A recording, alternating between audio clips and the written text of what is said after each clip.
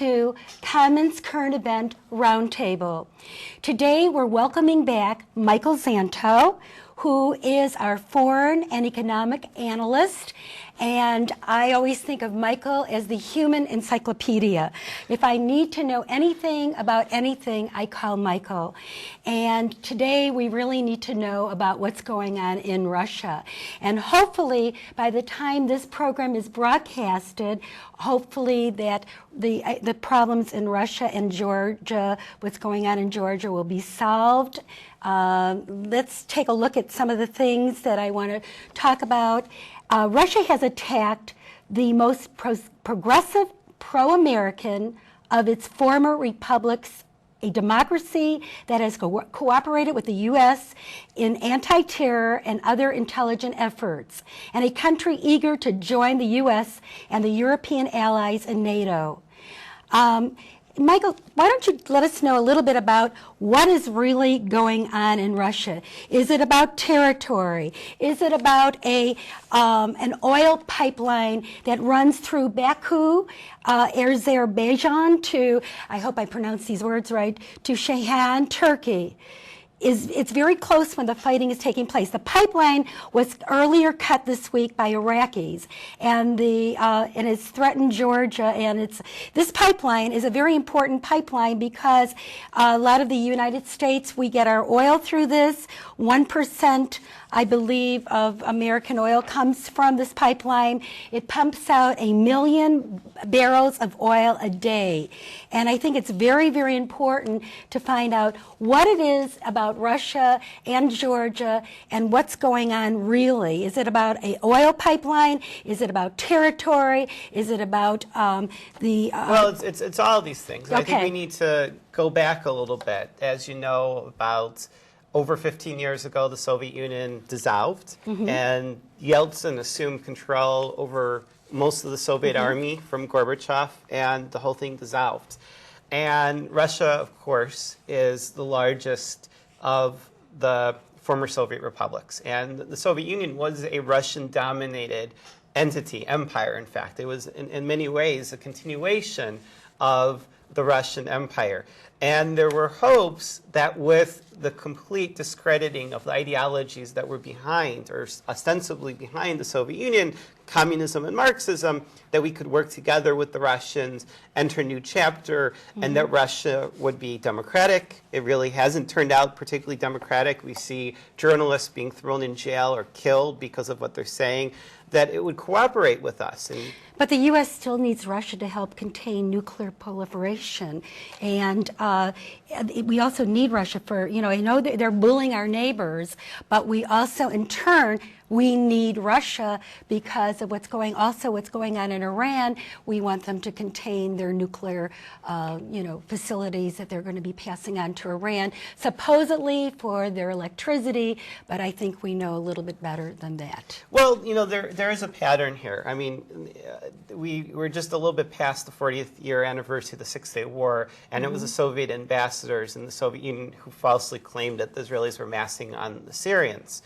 And so that the Soviets, maybe they didn't realize there would be a full-out war. They certainly didn't realize they would be humiliated by the Israelis effectively wiping out most of the Egyptian military. But here, the Russians were basically spreading a lie that the Israelis were massing troops, and they helped trigger it.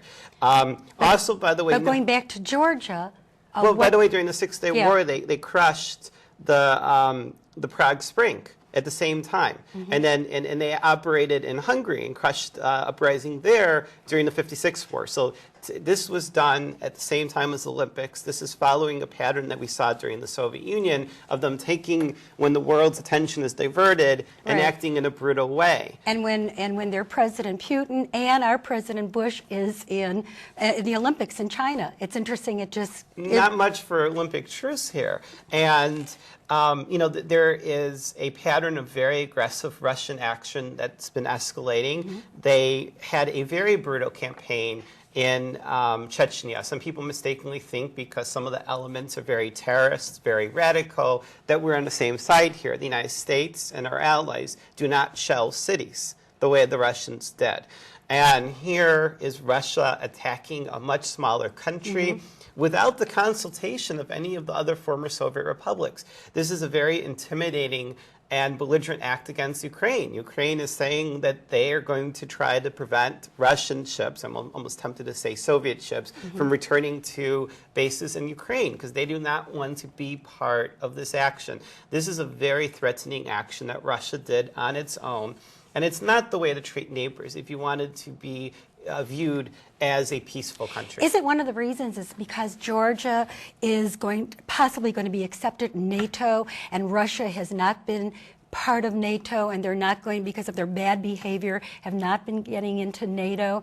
I think McCain had talked about that, and that's one of the reasons they don't like McCain there, because he did talk about that. But I mean, they do have bad behavior. Well, clearly, this is going to make it harder for Georgia to become part of NATO, because NATO ordinarily has a mutual defense clause that if any NATO member is attacked, all of us are automatically at war. As a little technical detail, that little facet of NATO was technically exercised after 9/11.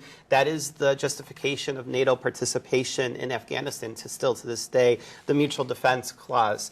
The Russians clearly have been very vocal from the very beginning that they are very unhappy with former Warsaw Pact states like Poland and Hungary having joined NATO. They're even unhappier about former Soviet republics in the Baltics.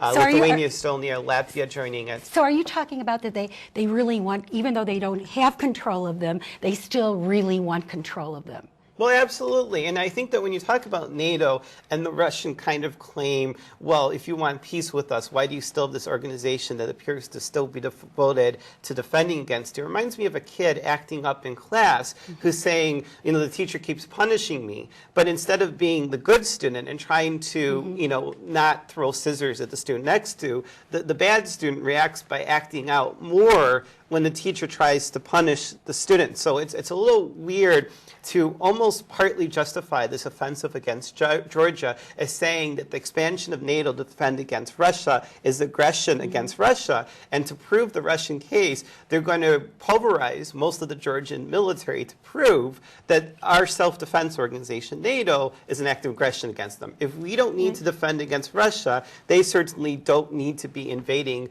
other sovereign European countries. Well, I want to talk about besides that, there is an Israeli dimension to the problem, too. Israel has been training and supplying the army of Georgia, and this has caused some tensions within Israel because there are those who believe that this is just encourages the Russians to provide conventional arms to the Iranians. Israel's talked about it over this weekend and decided not to stop providing arms to the Georgians. Now, do you think that this situation is going to hurt Israel? But we do know that Russia has been supplying Iran nuclear power, and they're also supplying weapons to Iran and to Syria. And that's very the foes of Israel. They could hurt Israel a lot. And Syria, so is that why do you think that they're supplying? Now they're beginning to supply and train Georgia? Well, there is a lot of concern right now that the Syrians and the Iranians are actually building air defense systems for Hezbollah in Lebanon, and Israel does need that freedom of movement of its air force in Lebanon to prevent problems with Hezbollah. That's a concern. If Israel or the United States is going to make some type of military action to take out nuclear weapons facilities in Iran, the continuing upgrading of air defense systems by the Russians in Iran would be very dangerous to both the United States and Israel. And there is a new system that is possibly going to be provided to Iranians that would be very dangerous to both Israel and the United States. And in the fact that we need to be able to go into Iran. Iran is a country that says that the United States is the great Satan, the United States is going away, and Israel is a cancer to be eradicated.